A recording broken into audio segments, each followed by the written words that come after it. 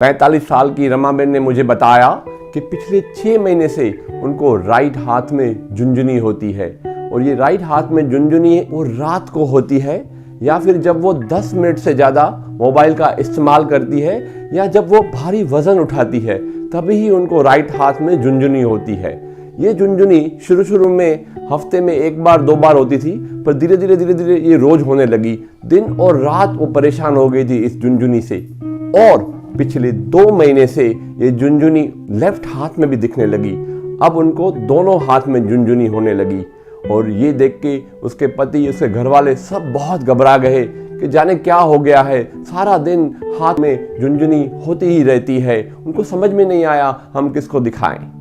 दोस्तों, अगर आपकी कहानी रमाबेन जैसी है तो ये मेरा वीडियो अंत तक जरूर देखना।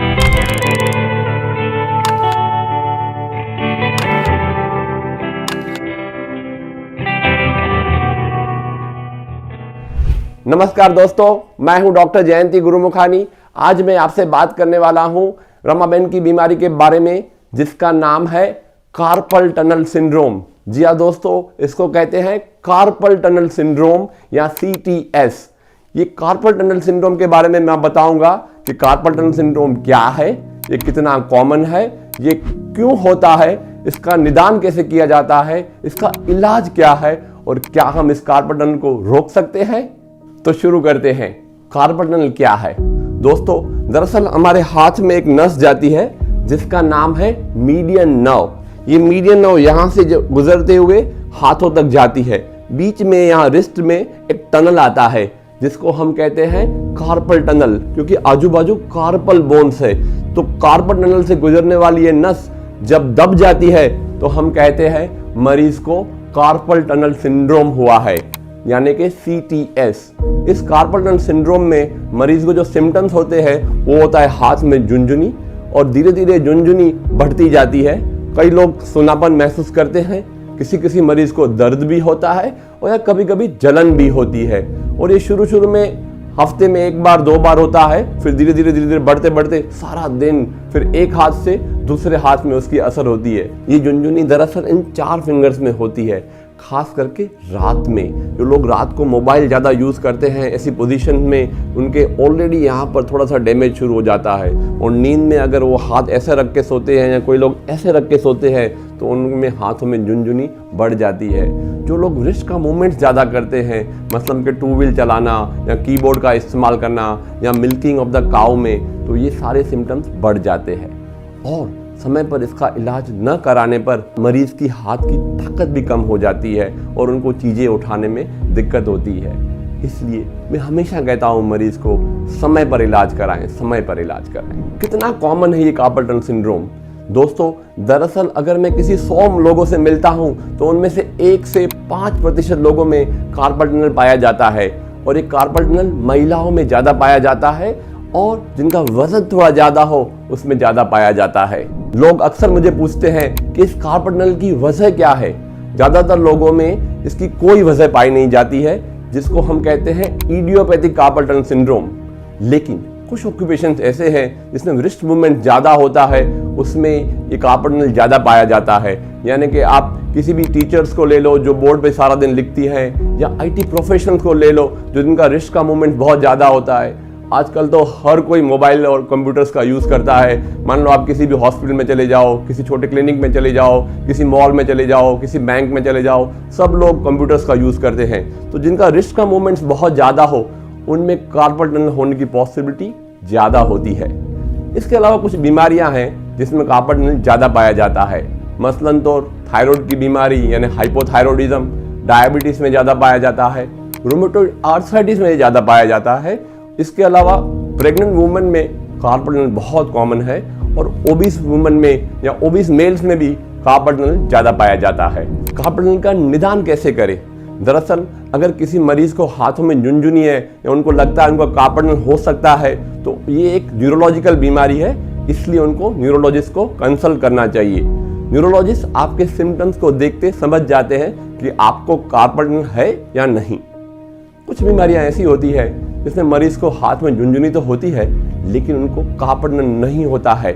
मसलन तो सर्वाइकल स्पॉन्डिलोसिस, तो ऐसे मरीजों में यहाँ दर्द होता है, थोड़ा सा हाथों में दर्द होता है और दोनों हाथों में झुनझुनी होती है, तो ये सर्वाइकल स्पॉन्डिलोसिस होता है।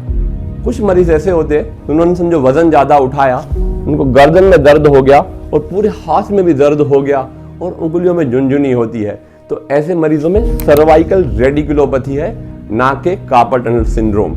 इसके अलावा कुछ मरीज जिनको विटामिन B12 की डेफिशिएंसी है, उनको भी दोनों हाथ में झुनझुनी होती है, तो उनको भी कार्पल टनल नहीं होता है। इसके अलावा कई मरीज जिनको लकवा होता है, मुंह टेढ़ा हो जाता है, हाथ में ताकत कम हो जाती है, उनको भी हाथों में झुनझुनी होती है, तो ऐसे मरीजों को लकवा होता है, न कि कार्पल टनल सिंड्रोम। यानी हर मरीज जिसको हाथों में झुनझुनी है उनको कार्पल टनल नहीं होता है। इसलिए न्यूरोलॉजिस्ट आपकी बातों से आपको जांच करके पता करता है कि आपको कार्पल टनल है या नहीं। दरअसल न्यूरोलॉजिस्ट आपकी बातों के बाद 2 टेस्ट करता है अपनी क्लिनिक में। उनमें से सबसे इंपॉर्टेंट है वो है फैलेंस टेस्ट, यानी कि मरीज को कहता है आप दोनों हाथ ऐसे रखो।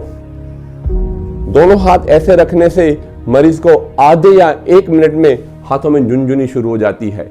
और दरअसल ये झुनझुनी इन 4 फिंगर्स में होती है, ना कि 5 फिंगर में। सच बताऊं तो 3.5 फिंगर्स में होती है। ये आधा फिंगर और ये फिंगर में झुनझुनी नहीं होती है। इससे पता चलता है कि मरीज को कार्पल टनल है या नहीं है। दूसरा टेस्ट जो न्यूरोलॉजिस्ट करता है वो है टीनल साइन, यानी कि न्यूरोलॉजिस्ट हाथ में यहाँ पर थोड़ा सा पटकता है, उसे हाथ में झुनझुनी होती है, तो उस झुनझुनी से भी पता चलता है कि मरीज को कार्पल टनल है या नहीं। आप भी घर बैठे अगर आप ऐसे ऐसे पटको और यहाँ झुनझुनी हो तो समझ जाना आपको कार्पल टनल हो सकता है।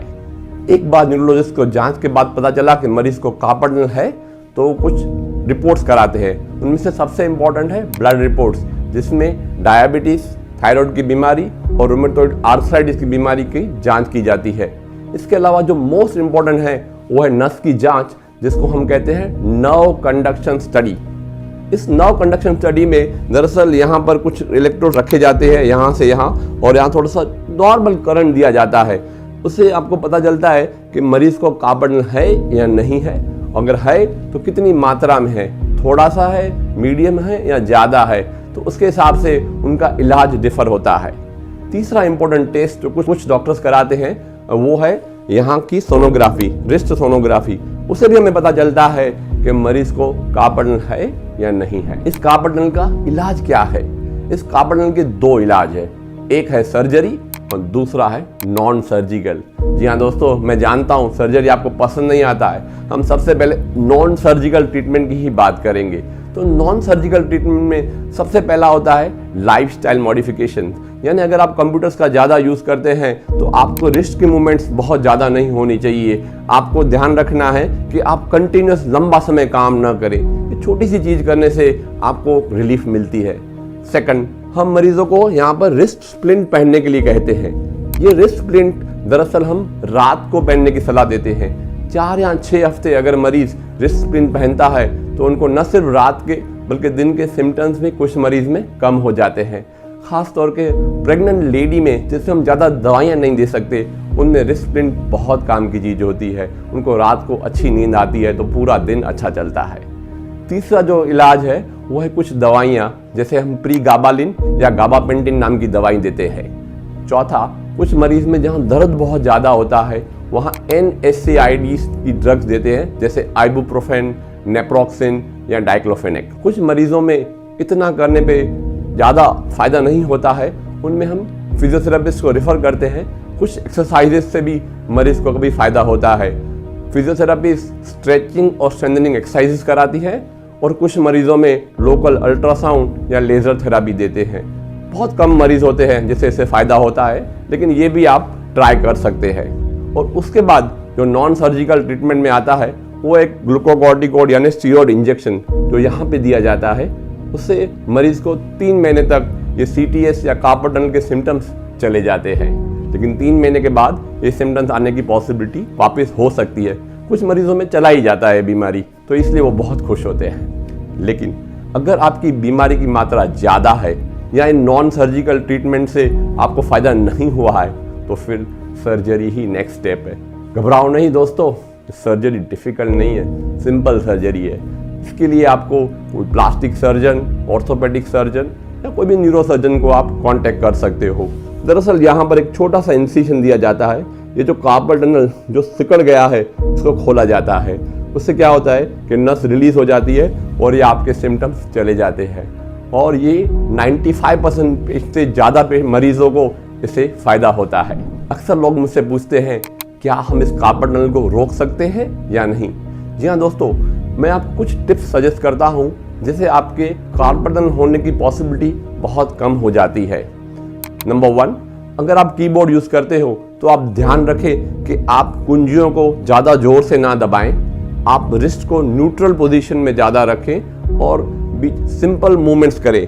आपका जो कीबोर्ड है वो बहुत ज़्यादा नीचे होगा तो आप ऐसे ऐसे रहोगे और ऊपर होगा तो आपकी रिस्ट की मूवमेंट्स ज़्यादा होगी। तो आपको ध्यान रखना है कि आपकी रिस्ट की मूवमेंट्स बहुत ज़्यादा ना हो। नंबर 2, आपको बीच बीच में ब्रेक लेना है, यानी हर 20 मिनट में आपको उठ जाना है अपनी टेबल से। ये आप नहीं करोगे तो आपके कार्पल टनल होने की पॉसिबिलिटी बढ़ जाती है। आपको क्या करना है, इस 20 सेकंड या 30 सेकंड के ब्रेक में आपको अपनी हाथों को कुछ एक्सरसाइज करनी है। जैसे कि आप हाथ सीधा रखें ऐसे 5 सेकंड के लिए, फिर छोड़ दें, फिर दूसरी बार ऐसा 5 सेकंड के लिए सीधा रखें, फिर छोड़ दें। और कुछ मरीज तो ऐसे रिस्ट बना के ऐसे करते हैं 5 सेकंड के लिए, फिर छोड़ देते हैं, फिर दूसरी बार ऐसा करते हैं, फिर छोड़ देते हैं। ऐसा करने से आपके हाथ रिलैक्स हो जाते हैं और फिर आप दोबारा काम कर सकते हो। तो ये छोटा ब्रेक, फ्यू स्मॉल एक्सरसाइजेस आपके लिए बहुत फ़ायदा करती है। इसके अलावा कुछ लोग जब कंप्यूटर पर बैठते हैं तो उनका माउस का यूज़ करने से उनको थोड़ा सा दर्द होता है। अगर ऐसा है मतलब आपकी रिस्ट की पोजीशन ठीक नहीं है तो या आपको रिस्ट की पोजीशन या तो ठीक करनी चाहिए या आपको माउस चेंज करना चाहिए। अगर आप ये नहीं करते हो और आप पेन के साथ अगर आप माउस का यूज़ करते हो तो आपके कार्पल टनल होने की पॉसिबिलिटी बढ़ जाती है। इसके अलावा ठंड के मौसम में कार्पल टनल के सिम्टम थोड़े ज़्यादा आते हैं। तो मैं हमेशा मरीज़ को कहता हूँ अपने हाथ ठंड के मौसम में थोड़े गर्म रखें, इसको ऐसे ऐसे मूवमेंट्स करें। यहाँ अगर ठंड बहुत ज़्यादा है तो ग्लव्स का इस्तेमाल करें, इससे भी आपके हाथ में जकड़न या झुनझुनी कम हो जाती है। तो दोस्तों, कैसा लगा मेरा वीडियो ये मुझे आप कमेंट सेक्शन में लिखकर बताना। और आपको कार्पल टनल संबंधित कोई भी प्रश्न हो तो आप मुझसे ज़रूर पूछना। मेरे इस वीडियो को लाइक ज़रूर करना और बहुत ज़्यादा शेयर करना। और ऐसे और नॉलेजेबल वीडियोस देखने के लिए मेरा ये चैनल सब्सक्राइब जरूर करना। Thank you.